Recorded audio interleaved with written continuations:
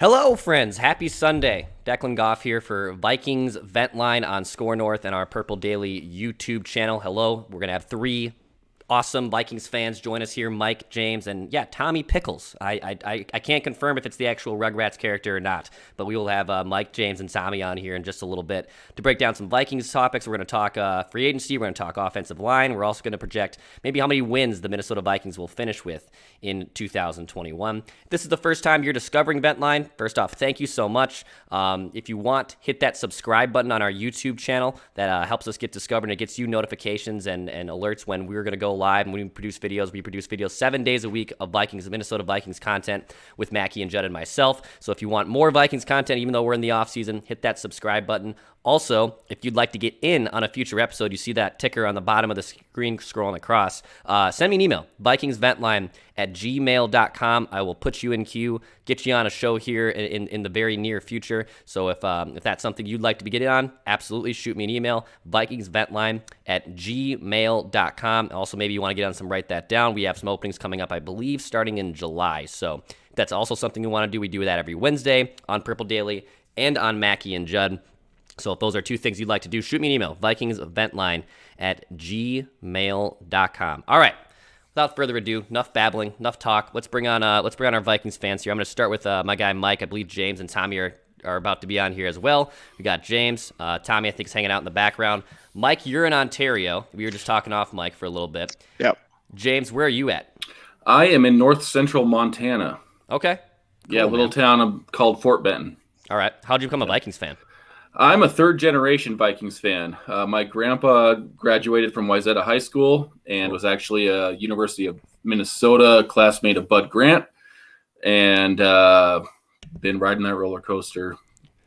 It's been a fun one. It's been a fun one, hasn't it? At times, yeah, definitely. Yeah. Awesome, man. Well, Tommy, I think, is having a little bit of connection problems. We're going to start just us two here to kick off the show. Sent you boys some prep notes, and I'm a little curious what you guys think. We'll start with the offensive line. So the Vikings drafted two rookies, obviously, in Darrisaw and Wyatt Davis. They should plug and play. I know Darrisaw's rehabbing a little bit of an injury, but in theory, hopefully, for once, this Vikings offensive line actually is stable and it's not one of the bottom tiers in the NFL. So, Mike, I'll start with you. Do you think the Vikings have done enough to fix their offensive line for 2021? I guess to define fix, I mean, I'm confident they're not going to be worse than last year. I mean, they were ranked 26th last year by PFF, and, they've certainly tried to address it. There's no doubt about that. Spielman's been, putting the draft capital into it. But Reef was ranked 37th last year. So that's not great, and Darrisaw, I think he could step in and be better than the 37th ranked tackle. So, okay, we got an upgrade there. I'm excited about that. O'Neill's ranked 30th. He's good. Yep. Hopefully he'll get better. He'll be very good. But Bradbury in Cleveland, it was rough. I mean, Bradbury was ranked he was 61, Cleveland 66. I do think Cleveland's going to get better. His first year in the league, he's going to get better for sure. Bradbury, though, this is a year for him. He's got to improve. And then right guard, though. I mean, right guard, I know it's just OTAs, but they got Dozier in there starting. I don't even know what Dozier's doing on this team right now. And it is. I know it is just OTAs, but they said Wyatt Davis, he's a step slow. Coming out of and Vikings really like to pull their guards, and if they can't pull their guards and have him get out there and make those blocks, I'm telling you, they're not going to start him. And if Dozier's our right guard, I've lost all hope for the offensive line. I have. And, I don't know what else to say. I mean, I think they won't be worse. Will they be better? I'm crossing my fingers, but I don't know. I don't know. I don't know why Dakota Dozier's still on the team too. I guess you can keep him as a depth dude, but for God's sakes, I just had this terrible fear. I know Judd's been harping on this too on Mackie and Judd and on Purple Daily that there could be a situation where somehow they're going to give him every opportunity to be a starting guard. And it's like, we saw it, and he was the worst graded guard in the NFL last season. James, what do you think, man? Do you think the Vikings have done enough to fix their offensive line? Yeah, Dakota Dozier is still on the team because it's obvious that he has some very incriminating photos of Mike Zimmer and or Rick Spielman. Okay, so here's the thing. I'm really glad that they have addressed the offensive line. with their picks this year. What concerns me, though, is we're still talking about Garrett Bradbury. Oh, might have frozen up there a little bit. I'm going to pop James off just for a second. He's having some internet issues. But my man Tommy is here. He's now back on the screen. James, if you can hear me, man, I think you're just having a little bit of internet issues. Just try popping in and popping back off. But Tommy Pickles, not the Rugrats character. I'm not sure if it is. Are you the Rugrats character? I am. Not truly, but yes, that is me. I'm a '90s dad, man. I can't help it. Like, I love it. This is why I grew up doing that. So that's hell yeah. me. Well, Tommy Pickles, what do you think? Have the Vikings done enough to fix their offensive line? Here's the thing about this is what when I read that you were going to ask about that. Here's my take on this. I think we've done a lot, and I know Judd and Phil and you were talking about, I think a couple days ago, that it on paper looks great. Right, Christian Darrisaw at left tackle, it's going to be good. Ezra Cleveland on his natural left side. Garrett Bradbury. I know we've always kind of harped on Garrett Bradbury, but my thing with Garrett Bradbury is if he doesn't have two guards that suck next to him, I think he's going to be able to be a little bit better than he was in his first 2 years. I mean, we harp on Dakota Dozier, Drew Samia. These were the two of the worst guards ever for the Vikings, and yet we still made it through. And Garrett Bradbury was not great, but at least his his run blocking was good. I think he's going to have a better serviceable year this year with two guards that are not terrible. And then hopefully Wyatt Davis will work out. Like you said, he has a little bit of a step behind on his run defense, on his run push, but I think really he is getting some reps with the first team in OTA and at minicamp just now. So I think he's going to do pretty well long-term. And then, I mean, Brian O'Neill, he's my sweet boy and I love him. So I think he's going to do really well. So I think on paper we look great and I think we're going to do better. I think on paper we're going to do better. And my hope is that it's true, but obviously proof's in the pudding when the fire, when we get into the fire and actually pushing people who have pads that actually want to hurt Kirk Cousins, Yeah. Well, I mean, I think Clint Kubiak brought up the point that Christian Darrisaw is going to be going up against Danielle Hunter every day in practice. So I mean, that might be your best possible teaching method right there. To your point too about Garrett Bradbury, yeah, I think it's probably he's had a pretty rough couple seasons so far. He's probably trending more in the bust category than a hit. But if you surround him with better guards, he might actually be something here. He's not, I don't think, a disaster. But if you can surround him with a couple other better guards on the interior, he might not have to overcompensate and he actually just be a decent center. That's what the Vikings need out of him. I don't think they have to overpay for him. I don't think they have to. It is a make or break year for him, probably of any Vikings player. I think he might be the most of a make or break because he's entering year 3, and are they going to pick up the 5th-year option with him being a first-round pick? So he's got a ton to prove. But I'm curious too, man, on where he goes. Let's go to this next question here. I think the Vikings have about $14 million still in cap space after the Danielle Hunter restructure and whatnot, and bringing in Sheldon Richardson. So there's still some cap space out there. There are some cornerbacks on the market still. Richard Sherman is one of them. Mike, I'll start with you. Do you think the Vikings should go out and sign any more free agents? And if you do think so, who is someone you have in mind? I guess, you should always look. You should always look and see who can help your team, especially if you think you can make a run. But at this point, let's be real, right? Anybody that's worth signing's been signed. And there's some guys can help for sure, but I wouldn't be spending a lot left in this $14 million. I mean, we all know O'Neill needs an extension, right? And there's not a lot of cap space next year. I know, hey, Brzezinski's a magician, right? He'll figure it out, but at the end of the day, we could roll over a lot of this cap or do the extension now. It might be cheaper to do it now. And hopefully Hunter proves that, he's healthy and we get that extension done too. But, if they're going to look at free agents, look, Easton's still out there. We were just talking about Dozier and the fact that he's still on this team. And even if Wyatt Davis does start, I feel so good having Easton as a backup behind him. Holy man, that make me feel good. Wide receiver, we need a 3 unless he's on the team. I've heard, you hear some good things, but you always hear good things in OT and training camp, right? I think Fitz would be a lot of fun. Yeah, it's probably not realistic, but hey, it'd be fun.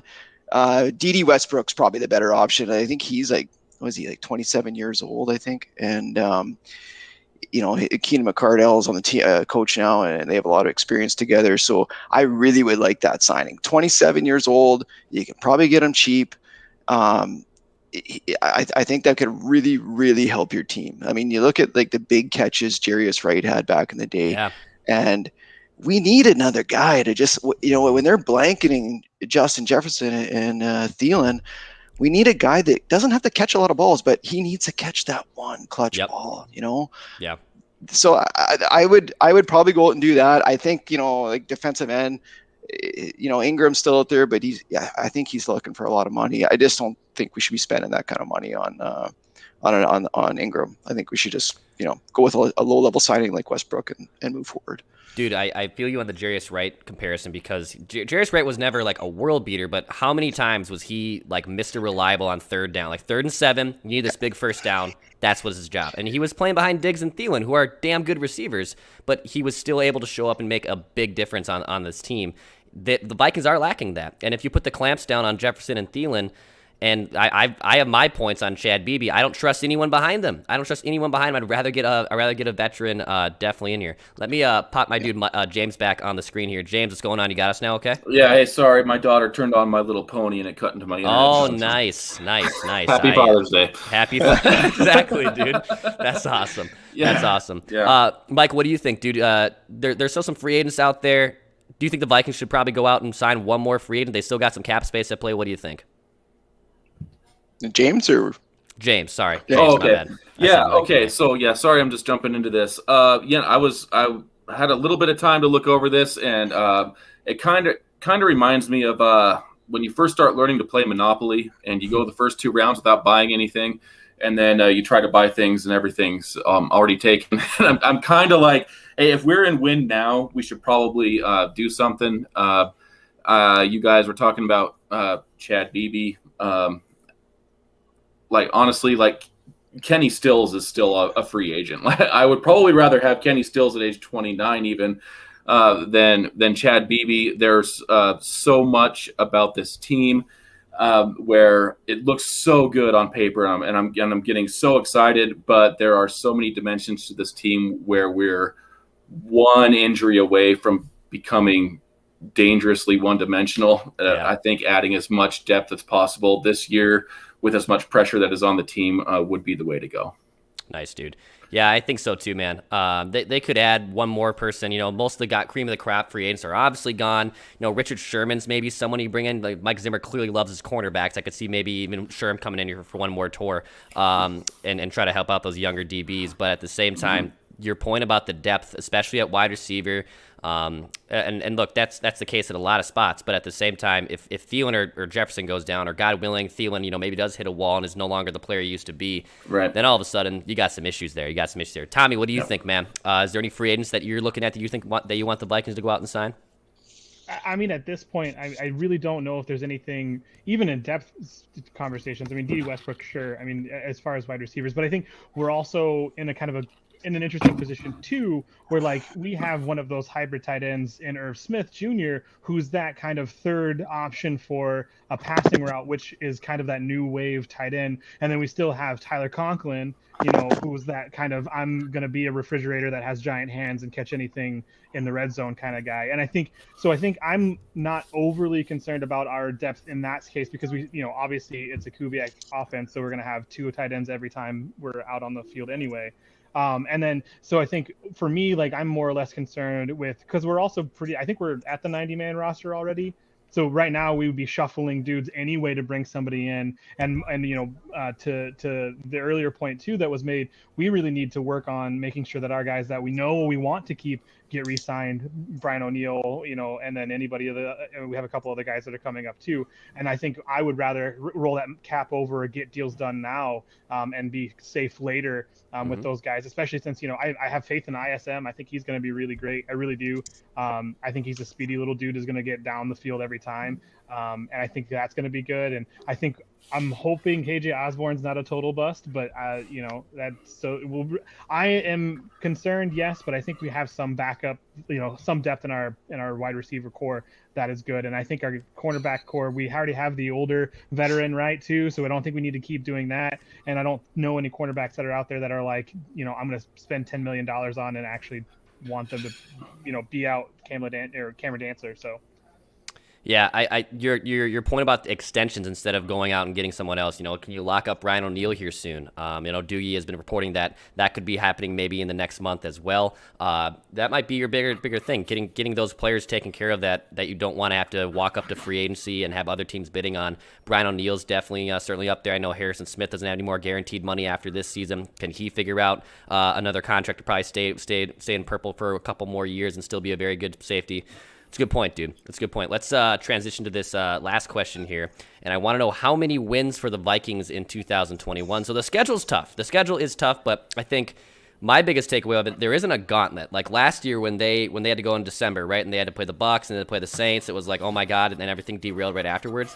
There isn't really a big chunk of the schedule, at least in my opinion, that is like it scares me for 3 or 4 weeks. There's some primetime games on there. There's some tough opponents on there for sure. But I do think it ends up being kind of favorable in the Vikings from a Vikings standpoint. So, Mike, I'll start with you. How many wins do you have the Vikings at for 2021? Well, I guess, if we look at both sides of the ball, I think the defense can be really good. I mean, there's not many holes there. The offense has all the weapons to be very good as well. Offensive line, I agree that we got issues there, but the weapons were there. But right now, I have them at 10-7 with maybe a first round playoff exit. Reason being is mostly philosophy. I mean, Zimmer seems to be the kind of guy who's like, he wants his defense to punch people in the mouth like a heavyweight fighter, but then he's like, but the offense, go over there and have a tickle fight until we need you. It's like they could punch people in the mouth too. We don't need to be so conservative on offense. We're paying Kirk $35 million this year, and yet we're treating him with like kid gloves and like, we don't want to pass the ball before we get past midfield or until we absolutely have to, like last year. Last year, they were, super conservative in the first half, and in situational football, they're super conservative. And then they only opened up when they absolutely had to. And it was when their defense was bad, they got behind in games, and then we saw what the offense can do when it had its back up against the wall. Well, why not come out and just start throwing punches right away, and do that on both sides of the ball? But, the thing of it is I just don't see that happening. Zimmer loves to play positional football. He likes to play field position. I get that philosophy. I just don't necessarily agree with it these days. Likes to do that. He's going to keep the games close in score. And we all know, look, Kirk, that's not his strong point. He's I know Mackey likes to call him Captain Clutch and everything like that, tongue in cheek, but it's just not his strong suit to basically, you need a game-winning drive. How many times have we seen this offense stall at the 50, Right. So I think they're going to be 10-7 at the best, and only because they don't have they just don't have the wherewithal to open that offense up. Yeah, dude. I think with Kirk and his lack of clutchness per se, it does play a factor. And then with your modern offense and not being a pass-heavy offense, you still want to be this run-heavy team, and you're making run calls still on second and long, and it's beyond frustrating. Now, is Clint Kubiak going to implement his own offense? No, Adam Thielen said that, this is his offense. It's going to be a different one. We got playmakers here, and yes, that's all true. Justin Jefferson, Irv Smith, Dalvin Cook, there are some playmakers here, but Mike Zimmer hired Clint Kubiak to basically run his dad's offense. I mean, he didn't want it to be a John DeFilippo situation where you're passing every single play. But they do have to figure out to be a more modern offense. And by the way, I think if you do that, and I think that is going to maximize Kirk. I think that puts Kirk in a better position to maybe take a next step. I still think he is who he is. He's that 10th to 12th best quarterback in the league. He's got a big cap hit, and he can overcome situations when things aren't going his way. But at the same time, I would love for us to evolve into something like the Kansas City Chiefs have done over the last few years, moving on from Alex Smith and giving Patrick Mahomes the keys of the car and becoming a modern offense. That's where this league is heading, and it's very, very frustrating. Tommy, what do you think, man? How many wins do you have for the Vikings in 2021? Well, I mean, as far as my violet-colored glasses are concerned, we're going to be 15-2, going to the Super Bowl, and win it all, right? But in reality, I think we're probably sitting around like a 12-5 situation, plus or minus one game. And I'll tell you why I think it's a little bit more positive than what I think we're getting credit for. I do think Clint Kubiak, as much as he is going to bring a Kubiak offense, I think there is, like, from what I can tell from like pressers and from like the stuff that we can see as, as fans, and obviously I'm not in the, I live in Michigan, so what does it matter to me? But like, I still hear, you're still watching, and I think we're going to see the ball being thrown down the field more. And I think the reason why I see that is because I think everyone's learning that this is, like, you guys harp on it all the time, it was a modern offense. And I think we're going to still run it right first. And I think that's going to be the main thing. But I'm hoping that it doesn't become what we all saw in 2020, which was, first and 10, we ran the ball. Second and 8, we ran the ball. Third and 7, we'd throw the ball to a check down to Kyle Rudolph. And then fourth and whatever, we would then punt the ball, which was terrible because Colquitt couldn't punt either. So I think at the end of the day, I think we're going to see a change where I think we're going to see some throws better. We talked about John DeFilippo's offense and how that was a modern offense. I don't think so. It didn't play well to Kirk's strengths anyway, because John DeFilippo wanted 3 steps back, 5 steps back, and throw, whereas Kirk's bread and butter is rolls out left and right. And he can't sit in the pocket well enough. Well, he also didn't have a O-line to do that. But I mean, I think that's why he failed so much in DeFilippo's scheme, because that was just chuck the ball as much as you could from a 3-step drop, which that Kirk needs a little bit of time for the play to actually settle, because he needs things perfect before he throws the ball, because he doesn't want to get any picks, except for the first half of our season last year. But that's okay, neither here nor there. So 12-5, that's my answer. 12-5. Okay, 12-5. Long-winded 12-5. I like it. That's okay. I think I had him in 11-6. Still not getting used to this 17 game math that I have to do now, that I've had 16 games in for my entire lifetime. Now we had one game, and now my math is completely off. But yeah, I think 11 wins is where I'm leaning at for the Vikings right now. There's still some things that have to happen for all that to come to fruition. It's a tough schedule, but I think 11 wins is doable for this year's Vikings team, and hopefully maybe a run into the playoffs.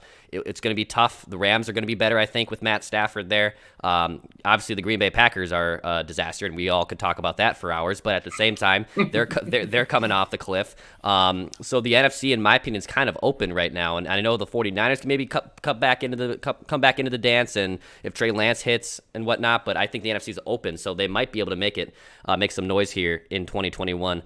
James, what do you think, dude? How many wins do you have for the Vikings this season? Yeah, sorry, we just got wireless in Montana, so I just keep cutting out. Okay, so a couple things. I'm just going to say a few things before I inevitably lose my connection again.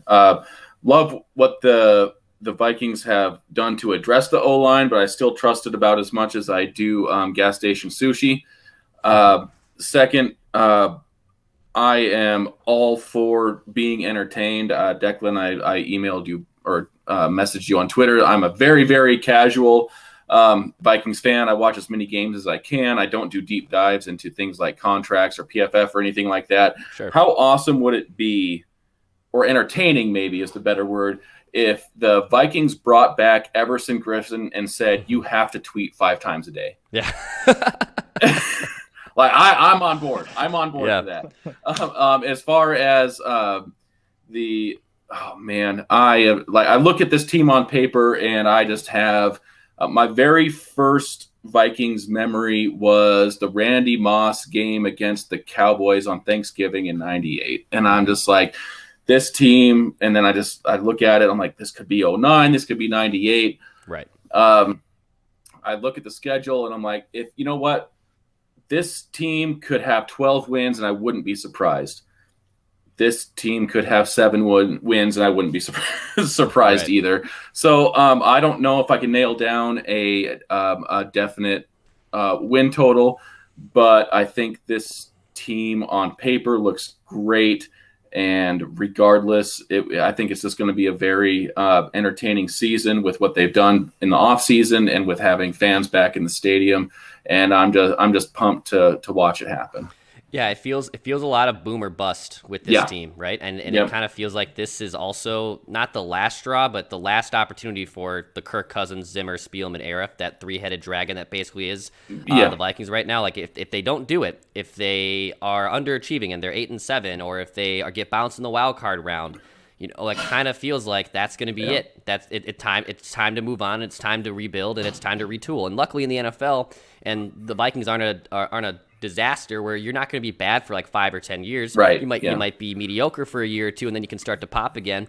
But this feels like a big boomer bust year for the Vikings. It totally does. Yeah, I would say if the Vikings don't get to the NFC Championship game, it's just my gut telling me at least 2 out of the 3 are gone after this year. I think that should be the goal at least. I think the goal should definitely be NFC title game, and yes, hopefully absolutely. they can absolutely do it. Boys, I always pick a winner at the end for the best takes, and I'm gonna have to give it to my man Tommy Pickles, not just because his name is Tommy Pickles, but it did play a factor. But he brought some good points here. I want to give him 60 seconds. Tommy, you can give a shout out. You can get 60 seconds here for one last Vikings take. The floor is yours, my friend. So first of all, I want to thank my uncle, who is the reason why I'm even a Vikings fan. I grew up in Illinois, moved out to Michigan. I'm a man in purple in a sea of blue. But yeah, he was the one that brought me to my first game, and I love him for that. And I can't appreciate that anymore. As far as a Vikings take, and the thing, I'm gonna give you a hot take on my way out. I think really we are going to see a really good team this year, and I think we are probably going to see what I think is going to happen is we're going to see our offense be a top 5 offense, and that defense is going to be a top 5 defense. That's my hot take. That's my hot take. You can take it how you want. That's my dream. I need it in my life. I also was a 98 Vikings convert. So that's it's got to, man. I don't know, man. I'm so excited about this season, and then I also have existential dread as a Vikings fan because we also have like the Minneapolis Miracle, right? Like we have we have Gary Anderson not kicking a field goal. We have every kicker not kicking a field goal. So like every time I come to a big game, at the end of it, I am just absolutely frightened and on the edge of my seat, and I don't know if I can handle that at 36. Yeah, buddy. I know. I mean, I was too young. I was only like 5 when 98 happened, so I don't remember 98. I do remember 2000. That's my first earliest memory of Viking season, which was 41 donuts. So again, like very fitting of obviously 98 ends in heartbreak with Gary Anderson. You get embarrassed in the Meadowlands, 41-0 for the Vikings in 2000. But yeah, we just want this team to win a Super Bowl. We just want this team to win a Super Bowl. We're tortured. We've been waiting far too long. Okay, I just want to see one of these teams make it to a title game. I want to see it once. I don't think that's too much to ask.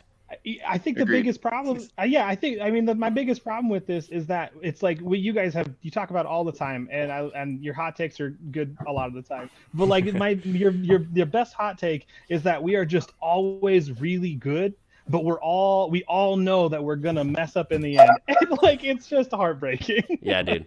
It's frustrating. It's a frustrating time to be a Vikings fan, man. I feel you. Mike, Tommy, James, thank you so much for coming on Vikings Vent Line and spending a Sunday with us here. Shout out to Polly Pocket as well. Or what was your daughter trying to watch? Oh, My Little Pony. My Little Pony. My Little Pony. That was a deep dive though for Polly Pocket. Good on you. I pulled one out. I pulled that one out. I'm about to say I'm still a '90s baby too, so I was like, there's Tommy Pickles. We got all this stuff going on. I was like, '90s was on the brain. '90s was on the brain. Thank you, dudes, for coming on. If anyone wants to come on a future episode of Vikings Vent Line, shoot me an email, vikingsventline@gmail.com. I'll put you in queue and I'll get you on a future Sunday night show. For Mike, for Tommy, for James, I'm Declan Goff. Thank you for hanging out. Hit that subscribe button, and we'll be back tomorrow.